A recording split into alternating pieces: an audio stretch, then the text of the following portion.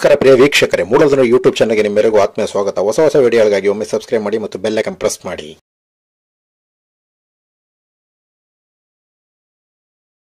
CM ಸಿದ್ದರಾಮಯ್ಯನವರು ಕೊಳ್ಳೇಗಾಲ ಮತ್ತು ಯಳಂದೂರು ತಾಲೂಕಿನ ಕಾರ್ಯಕ್ರಮದ ಪ್ರವಾಸ ನಿಗದಿಯಾಗಿರುವ ಹಿನ್ನೆಲೆಯಲ್ಲಿ ಜಿನಹಳ್ಳಿಯಲ್ಲಿ ಹೆಲಿಪ್ಯಾಡ್ ನಿರ್ಮಾಣವಾಗಿದೆ.